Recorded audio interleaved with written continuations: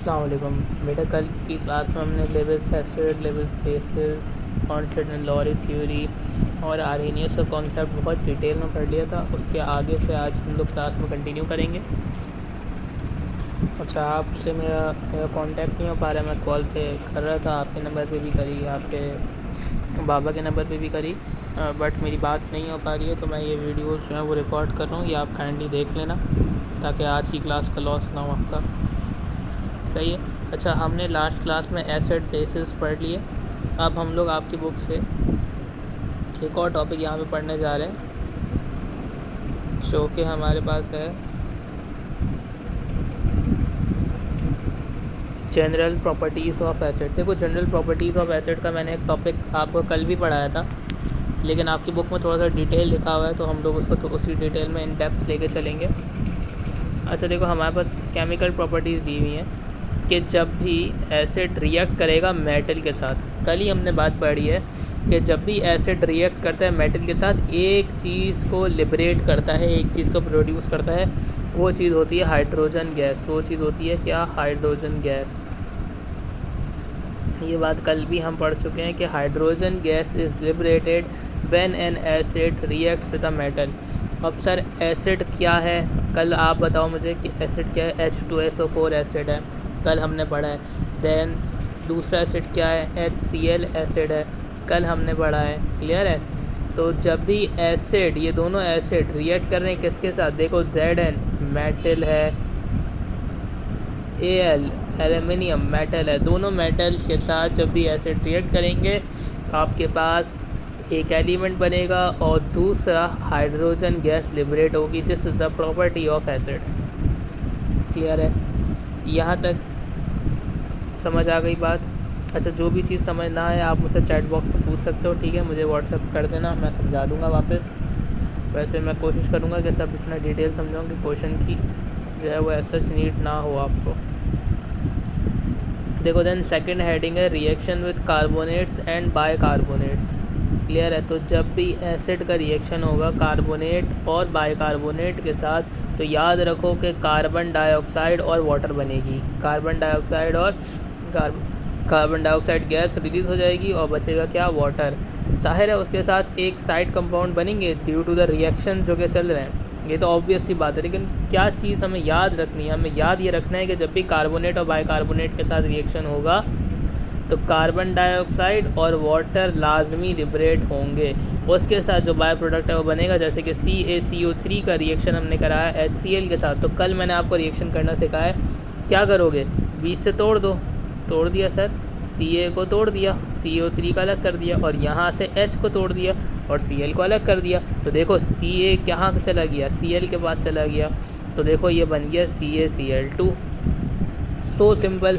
कोई रिएक्शन के अंदर ऐसी चीज़ नहीं है जो कि परेशान करे। बहुत आसान सी चीज़ है।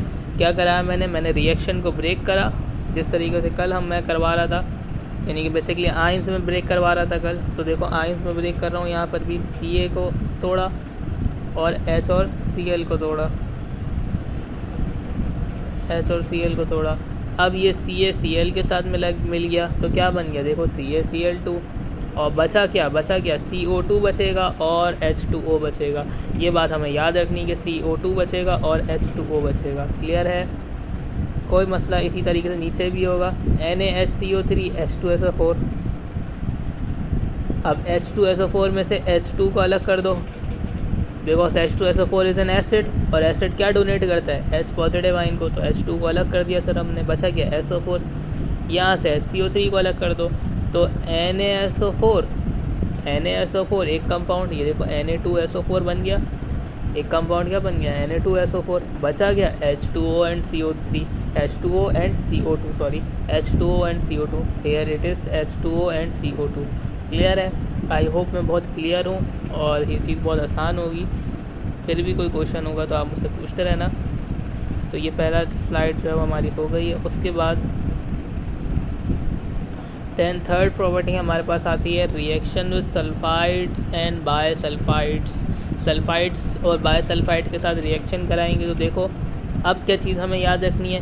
पिछले वाले रिएक्शन में कार्बन डाइऑक्साइड, कार्बोनेट के साथ रिएक्शन कराया था तो कार्बन डाइऑक्साइड, सल्फाइड के साथ रिएक्शन कराओगे तो कॉमन सेंस लगा लो सल्फ़र डाइऑक्साइड, और वाटर तो दोनों में बनेगा, क्लियर है।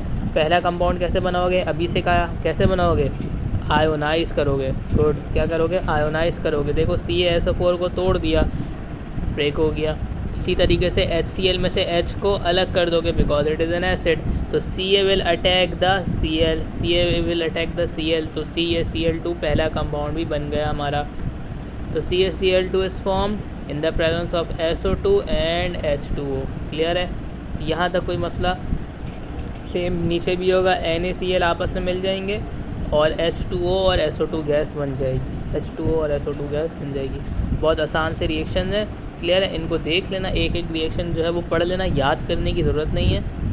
माइट भी पॉसिबल MCQs में आ जाएँ, इतना इंपॉर्टेंट नहीं है ये, लेकिन आपको पता होना चाहिए कि प्रॉपर्टीज़ में एसिड किसके साथ रिएक्ट करके क्या प्रोडक्ट देता है। क्लियर है, माइट भी पॉसिबल MCQs में आ सकते हैं, एज सच CRQ DRQs में नहीं आएंगे।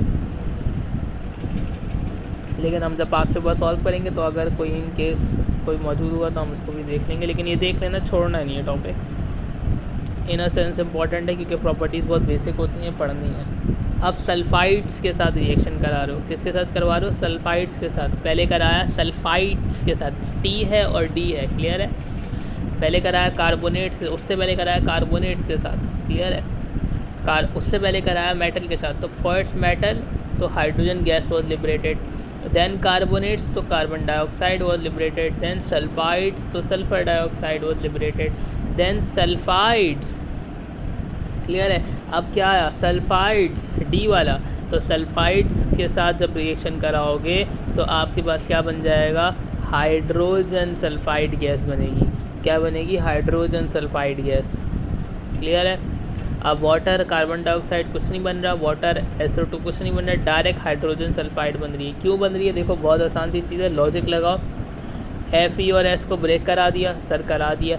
H और SO4 को ब्रेक करा दिया, सर करा दिया। क्या बचा बेटा, FeSO4 के बाद चले जाएगा, FeSO4 डन। बचा क्या, H2S, दोनों मिल जाएंगे आपस में, डन। क्लियर है, तो बहुत आसान से रिएक्शन थे इसके। चलो अब आगे बढ़ते हैं हम लोग। अच्छा, उसके बाद जो है वो हमारे पास जनरल प्रॉपर्टीज़ ऑफ बेस हैं। जिस तरीके से अभी हमने एसिड पढ़े उसी तरीके से जनरल प्रॉपर्टीज़ ऑफ बेसिस भी मौजूद हैं। अब जनरल प्रॉपर्टीज़ ऑफ बेसिस में देखो क्या है, फिज़िकल प्रॉपर्टीज़ और केमिकल प्रॉपर्टीज़ है। ये फिज़िकल प्रॉपर्टीज़ हमने पहले पढ़ ली हैं, सोर टेस्ट, बिटर टेस्ट होता है और सोपी टेस्ट होता है इनका, कोरोसिव होती हैं। तो ये सारी जो प्रॉपर्टीज़ पढ़ेंगी वो फिज़िकल प्रॉपर्टीज़ थी, क्लियर है। लिटमस पेपर में जो है वो कलर चेंज कर लेती हैं, इस तरीके से जो पढ़ा था हमने। अब हम पढ़ रहे हैं केमिकल प्रॉपर्टीज़ से। रिएक्शन कराओगे तो क्या प्रॉपर्टीज़ हैं इनकी, ये लोग क्या प्रोड्यूस कराते हैं। जैसे कि हमने एसिड के क्या रिएक्शन पढ़े, 4 पढ़े, साथ साथ पढ़ो मेरे, 4 पढ़े। One is with metal, one is with metal, second is with carbonates, second is with carbonates। Metal के साथ रिएक्शन तो हाइड्रोजन गैस प्रोड्यूस, कार्बोनेट्स के साथ रिएक्शन तो carbon dioxide gas produce, sulphates के साथ रिएक्शन या सल्फाइड्स के साथ रिएक्शन तो sulphur dioxide is produce, sulphides के साथ D वाले के साथ रिएक्शन तो हाइड्रोजन सल्फाइड इज प्रोड्यूस। बहुत आसान है, ये याद कर लो, बाय प्रोडक्ट याद करने इनकी प्रोडक्ट, सही है। रिएक्शन विथ एसिड्स, जब भी बेस का रिएक्शन होगा एसिड के साथ, तो देखो क्या होगा, KOH बेस है, H2SO4 एसिड है। अभी कल लास्ट क्लास में, कल वाली क्लास में बल्कि हमने पढ़ा था कि जब भी बेस एसिड के साथ रिएक्ट करती है तो वो न्यूट्रलाइज कर देती है। क्या कर देती है, देखो यहाँ पे लिखा हुआ भी है, न्यूट्रलाइजेशन रिएक्शन। न्यूट्रलाइजेशन रिएक्शन की एक पहचान है कि एक एलिमेंट जो होगा वो सॉल्ट होगी, एक एलिमेंट जो होगा वो क्या होगी, सॉल्ट होगी, और दूसरा एलिमेंट जो होगा वो क्या होगा, वाटर होगा। एक एलिमेंट जो होगा वो सॉल्ट होगी और दूसरा एलिमेंट जो होगा वो क्या होगा, वाटर होगा। तो देखो एक सॉल्ट दूसरा water, H2O is the water यानी कि पानी, and K2SO4 is the salt. इसको भी करने का सेम तरीका है, क्या तरीका है, आयोनाइज।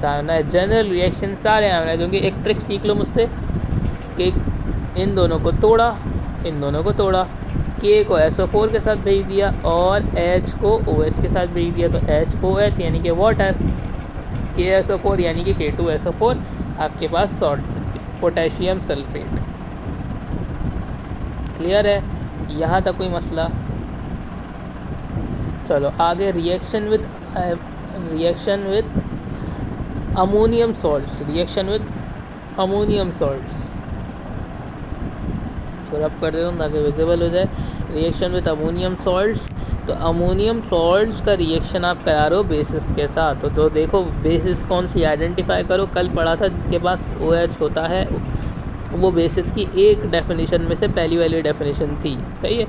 तो हमें एक कॉन्सेप्ट हमने पढ़ा था कि जिसके पास OH होगा तो वो बेस होगी। 3 डेफिनेशन पढ़ी थी, तीनों में से एक फर्स्ट वाली जो थी, यानी कि आर्हेनियस की जो थी, आर्हेनियस ने हमें बताया था कि OH है तो बेस है, OH नहीं होगा तो बेस नहीं होगी। फिर ब्रॉन्स्टेड एंड लॉरी ने क्या बताया था, भाई नहीं OH के ऊपर तो नहीं है कहानी, सिर्फ किसके ऊपर है, H की एक्सेप्टर होनी चाहिए।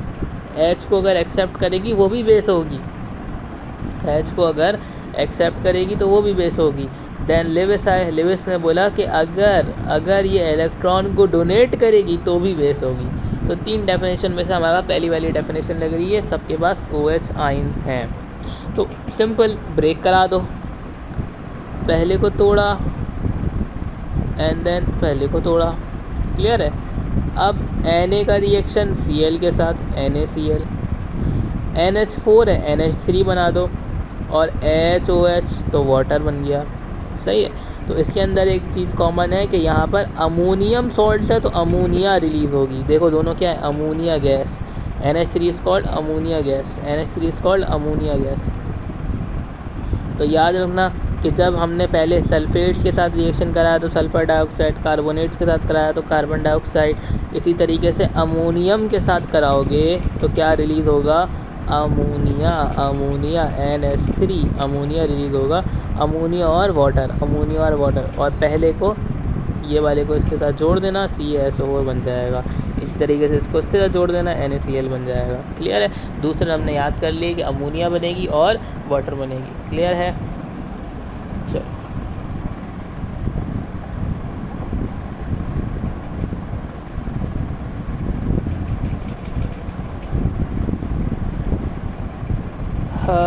अच्छा,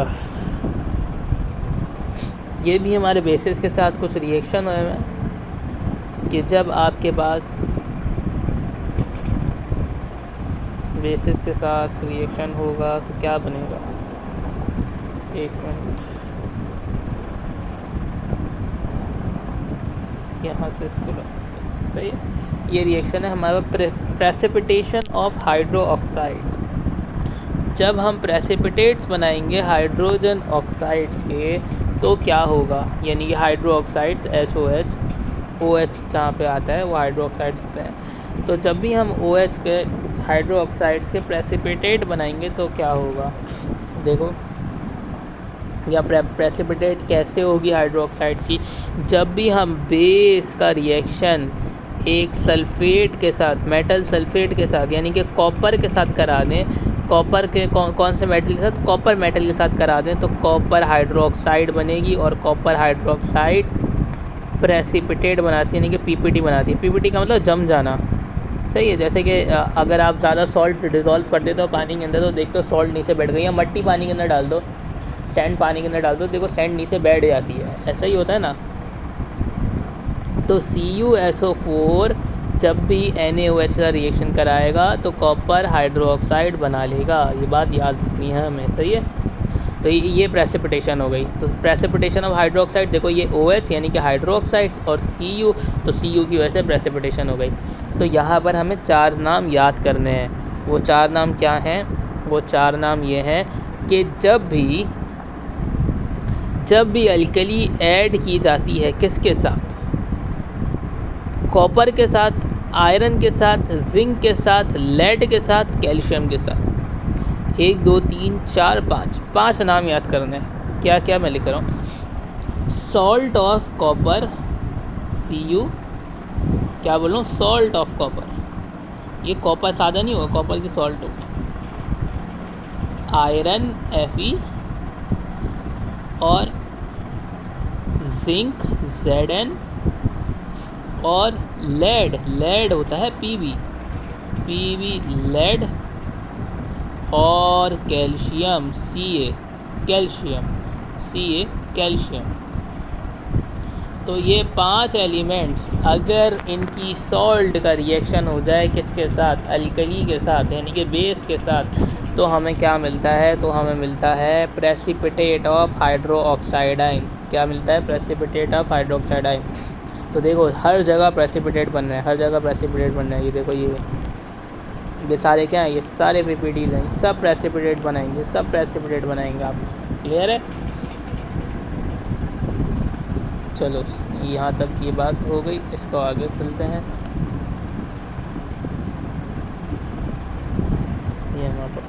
ये सारे पीपीटीज हैं, कैसे बने, ये हमने 5 एलिमेंट्स के नाम याद कर लिए। कौन कौन से, copper, iron, zinc, lead and calcium. जब भी इसके सॉल्ट का देखेंगे, सॉल्ट इनके किसके साथ मिल रहे हैं, बेसिस के साथ मिल रहे हैं, अल्कलीज के साथ मिल रहे हैं, तो हमें पता चल जाएगा कि क्या बनने वाला है, यहाँ पर हाइड्रोक्साइड आयन बनने वाला है। और हाइड्रोक्साइड आयन का क्या बनेगा, प्रेसिपिटेट बनेगा। तो देखो सब में हाइड्रोक्साइड आयन बना है, OH OH OH OH OH is common, सब में OH कॉमन है, OH OH OH OH OH OH OH, सही, सब में कॉमन है। तो ये बता रहा है कि यहाँ पे इसने बना दिया हाइड्रोक्साइड आयन। क्लियर? और हाइड्रोक्साइड आयन ने क्या करा, प्रेसिपिटेट बना दिए, प्रेसिपिटेट बना दिए। Am I clear? चलो इसके बाद हमारे पास, अच्छा इसके बाद हमारे पास pH एंड pOH वाले कॉन्सेप्ट जो हैं वो स्टार्ट हो गए, वो मैं आपको स्लाइड से पढ़ाऊँगा। इंडिकेटर्स, ये सारी चीज़ें हम जो है वो स्लाइड से पढ़ेंगे। और इसके साथ बस एक न्यूमेरिकल है जो हमें पढ़ना पड़ेगा।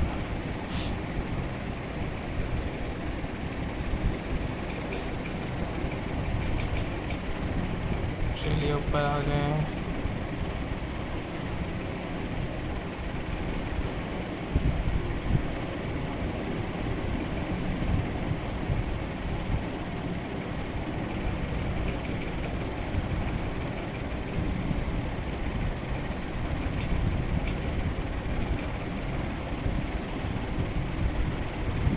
चलो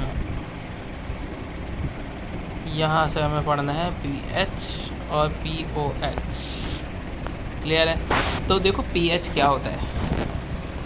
pH की डेफिनेशन अगर आप मुझसे मांगोगे तो मैं बोलूँगा negative log of H positive ions. क्या बोलूँगा? Negative log of H positive ion. यानी कि pH बताता है कि एक एलिमेंट में H पॉजिटिव की कंसंट्रेशन कितनी है, H पॉजिटिव की कंसंट्रेशन कितनी है। और H पॉजिटिव की कंसंट्रेशन कैसे मेजर करोगे? नेगेटिव लॉग से। कैसे मेजर करोगे? नेगेटिव लॉग से। अब ये सिंपल साइंटिफिक कैलकुलेटर में अगर इसकी वैल्यू डालो माइनस लॉग और H पॉजिटिव आयन की जितनी भी कंसंट्रेशन है, ये न्यूमेरिकल में हम आगे करेंगे, तो आपके पास सिंपल pH आ जाएगा। क्लियर है? तो इसमें ऐसी कोई रॉकेट साइंस नहीं है। तो use because H positive is usually very small, always less than 1 molar. ये बात याद रखनी है कि इसकी कंसंट्रेशन हमेशा 1 मोलर से कम होती है। जैसे ही pH डिक्रीज़ होता है तो H पॉजिटिव इंक्रीज़ होता है। यानी कि यहाँ पर जो रिलेशन बनाओगे pH का और H पॉजिटिव का, तो वो इन्वर्स होगा। वो क्या होगा? इन्वर्स होगा। देखो क्या बोल रहा है वो, कंसंट्रेशन ऑफ H पॉजिटिव बढ़ती है, कंसंट्रेशन ऑफ H पॉजिटिव बढ़ती है जब pH डिक्रीज़ होता है। जब pH डिक्रीज़ होता है तो pH and 1/H, pH and 1/H are proportional, यानी कि pH is inversely proportional to hydrogen, concentration of hydrogen. Am I clear? Graph की ऐसा जो आपके टॉपिक में नीड नहीं है। अच्छा देन हमारे पास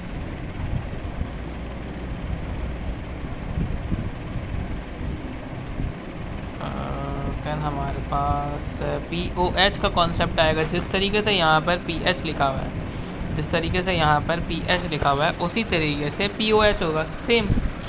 सो POH will be the negative log of OH ions. POH will be the negative log of OH ions. POH will also be inversely proportional to concentration of OH negative ion, will also be inversely proportional to concentration of OH negative ion. इसका मतलब पता है क्या है? इसका मतलब ये है, सॉरी एक मिनट, OH नेगेटिव आयन। इसका मतलब ये है कि अगर आपके पास OH नेगेटिव आयन ज़्यादा होंगे तो pH के स्केल में POH कम होगा।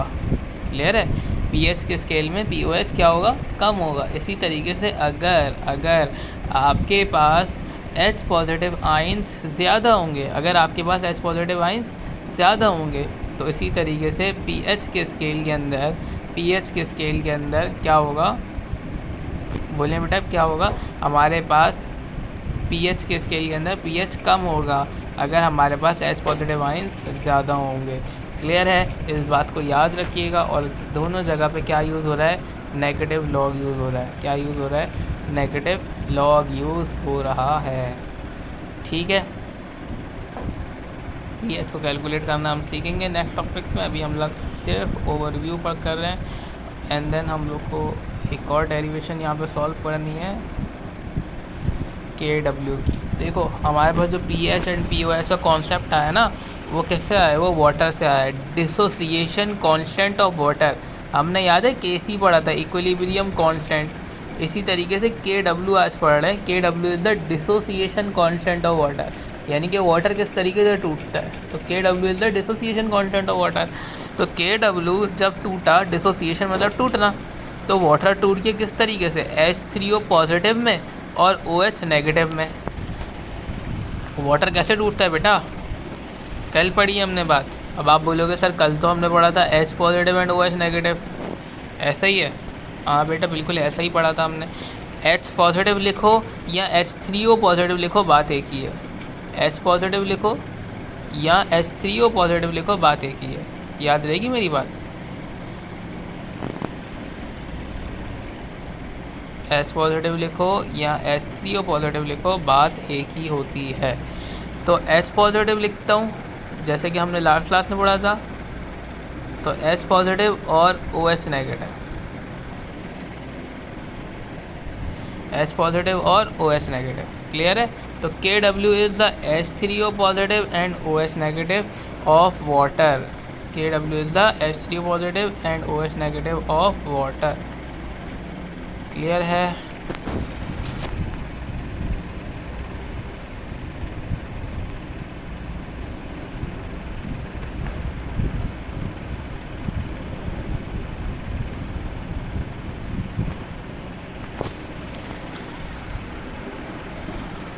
अब KW जो है वो हमारे पास एक कांस्टेंट है। अभी मैंने आपको जैसे बताया KW क्या है, हमारे पास कांस्टेंट है। KW का मतलब है 1.0 10⁻⁻14। 1.0 10⁻⁻14। क्लियर है? तो 10⁻⁻14 जो हुआ ये हमारे पास KW का कांस्टेंट हो गया। KW का क्या हो गया? कांस्टेंट हो गया। तो जब हमने KW को सॉल्व करा, देखो 1:10⁻⁻14 यहाँ पे रखा, H3O पॉजिटिव रखा और OH नेगेटिव रखा, तो हमें पता चला कि H3O पॉजिटिव और OH नेगेटिव, H3O पॉजिटिव और OH नेगेटिव। अच्छा यहाँ पे थोड़ी सी सोल्यूशन मैं आपको दिखा देता हूँ, वरना आपको इस तरीके समझ नहीं आएगा। ये जो है ये कहानी ये हुई है, मैं आपको एक ब्लैंक पेज पे चीज़ पढ़ाता हूँ ताकि आपको ये समझ आ जाए। सही? अगर आपकी बुक में लिखा हुआ है डायरेक्ट तो वहीं से पढ़ लेते हैं, वरना भी मैं आपको ब्लैंक पेज से पढ़ा दूँगा।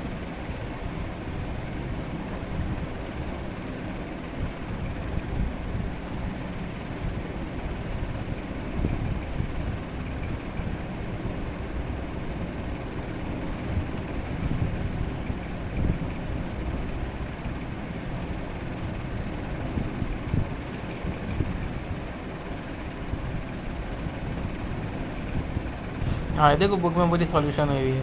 अब देखो KW जो है वो HOH के बराबर है। सही है? यहाँ तक हमने बात देख ली। तो हमें पता है कि वाटर जब टूटता है तो वो एक अभी, अच्छा हाँ एक और बात, यहाँ पीछे लिखा हुआ था H3O पॉजिटिव और यहाँ पे लिखा हुआ है H पॉजिटिव। तो मैंने अभी आपको क्या बताया था? H3O पॉजिटिव बोलो या H पॉजिटिव बोलो, बात दोनों की एक ही होती है। क्लियर है? तो देखो KW जब वाटर के अंदर डिसोसिएशन कांस्टेंट लिखा है H पॉजिटिव और OH नेगेटिव के ज़रिए, तो हमें क्या पता चला? हमें पता चला कि ये बराबर होता है 1:10⁻⁻14 के, क्योंकि वाटर में एक ही हाइड्रोजन है और एक ही OH है। तो हम बोल सकते हैं कि concentration of hydrogen is equal to the concentration of OH। बोल सकते हैं? हाँ सर बोल सकते हैं, क्यों नहीं बोल सकते। जब एक हाइड्रोजन है और एक क्या है, एक H है। यही पढ़ा है ना मैंने अभी कि एक H और एक हाइड्रोजन और एक OH, तो दोनों की कंसंट्रेशन क्या हो गई, सेम हो गई। तो मैंने एज्यूम कर लिया ये OH भी क्या है मेरे पास, H है, क्यों दोनों की कंसंट्रेशन सेम है। तो मैंने करा H का स्क्वायर और इस पूरे रूट की, इस पूरे लॉग के ऊपर क्या लगा दिया, रूट लगा दिया। 1 मल्टीप्लाई बाई 10⁻14 के ऊपर क्या लगा दिया, रूट लगा दिया। तो जब आप इसको सॉल्व करोगे तो 1⁻10⁻−14 का जो रूट होगा वो क्या आ जाएगा, 10⁻−7। ये हम लोग मैथ्स में बहुत बार पढ़ चुके हैं। कैलकुलेटर में डालोगे तो कैलकुलेटर में वैल्यू आ जाएगी, वरना हमें पता है कि 1/2 का मतलब क्या होता है, सॉरी तो मैंने खुद ही बोल दिया कि रूट का मतलब क्या होता है, रूट बराबर होता है 1/2 के, ऐसा ही है। तो 14 से आप क्या करोगे, 14 को आप किससे मल्टीप्लाई कराओगे, रूट की पावर क्या होती है अभी बताई मैंने, जल्दी जल्दी बोलो। रूट की पावर मैंने बताई 1/2, तो 2 1 2 2 7 14, तो इस तरीके से -7 हमारे पास आ गया। क्लियर है? इस तरीके से हमारे पास -7 आ गया। तो 2 होती है basically power of the root, 2 होती है क्या, पावर ऑफ द रूट। सही है। तो रूट की पावर क्या होती है, 1/2, 1/2 होती है पावर ऑफ द रूट। तो 1/2 जब कैंसिल हुआ तो हमारे पास क्या बचा, 7 बचा। हमारे पास क्या बचा, 7 बचा।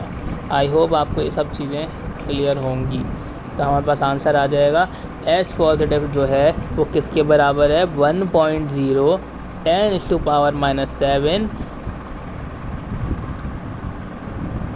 के बराबर है। मोलल कंसंट्रेशन 1.0 10⁻⁻7 मोलल कंसंट्रेशन के बराबर है क्या, H पॉजिटिव की आयंस। अब इसी H पॉजिटिव आयन का मैं क्या निकाल लूँगा, मैं निकाल लूँगा pH। इसी H पॉजिटिव आयन का क्या निकाल लूँगा मैं, pH। तो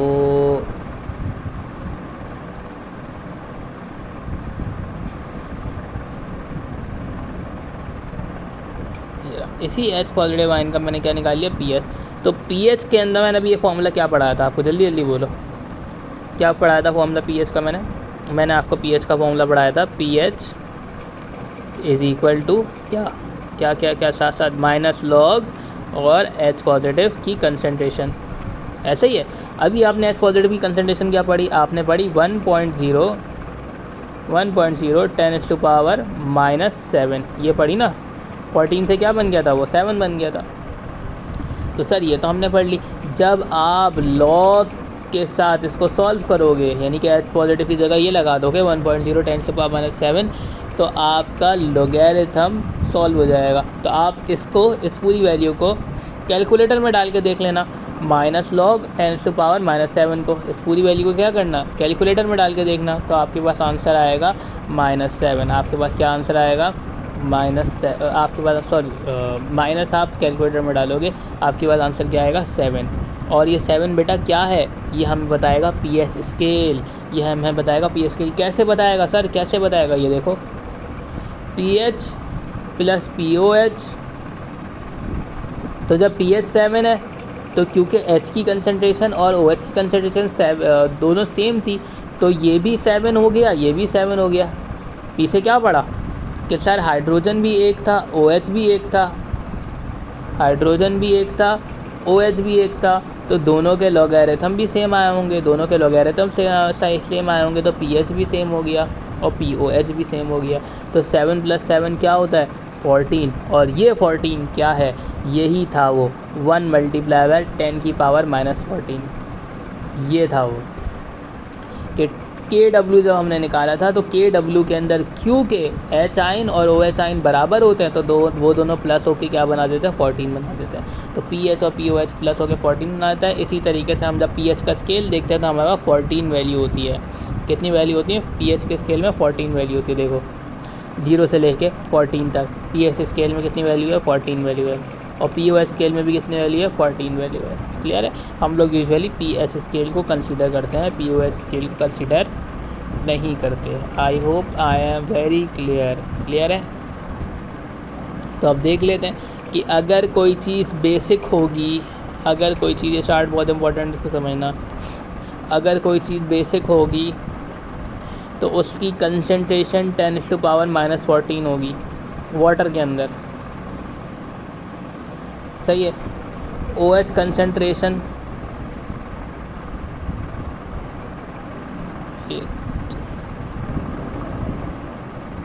चार्ट को, अब आई होप चार्ट पूरा नज़र आ रहा होगा। हाँ चलो वापस से बताता हूँ। अब हमारे पास 4 फिगर्स हैं, इसको देखना गौर से। H2O की कंसंट्रेशन, pH की कंसंट्रेशन, OH की कंसंट्रेशन और POH की कंसंट्रेशन। हमने पढ़ा है OH, हमने पढ़ा है कि H की कंसंट्रेशन और pH की कंसंट्रेशन आपस में इन्वर्स होती है। H की कंसंट्रेशन और pH की कंसंट्रेशन आपस में इन्वर्स होती है। अगर pH ज़्यादा होगा तो उसकी हाइड्रोजन आयंस की कंसंट्रेशन कम होगी, यानी कि वो लेस एसिडिक होगा। वो क्या होगा? Less acidic. तो अगर pH ज़्यादा है तो कोई भी चीज़ क्या होगी? लेस एसिडिक होगी। और अगर pH कम है तो कोई भी चीज़ क्या होगी? मोर एसिडिक होगी। कोई भी चीज़ क्या होगी? मोर एसिडिक होगी। तो देखो यहाँ पे क्या लिखा हुआ है, जब एसिडिटी ज़ीरो होगी और जब pH ज़ीरो होगा, जब pH ज़ीरो होगा तो एसिडिटी ये रही एसिडिटी, एक मिनट, यहाँ पे एक H पॉजिटिव आयन का जो है वो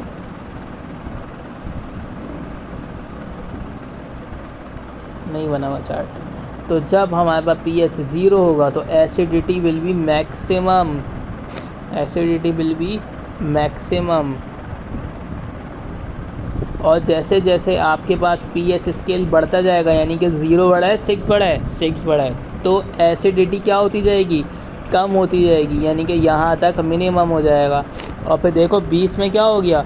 न्यूट्रल हो गया। बीच में क्या हो गया? न्यूट्रल। उसके बाद से बेसिक चार्ट शुरू हुआ, और जैसे जैसे बेसिसिटी बढ़ेगी वैसे वैसे, जैसे जैसे pH स्केल बढ़ेगा वैसे वैसे बेसिसिटी भी बढ़ेगी। तो pH scale is directly proportional to the base but inversely proportional to the acid. तो आप इस स्टेटमेंट को ऐसे भी लिख सकते हो। ये स्टेटमेंट मैं सम अप कर दूँ,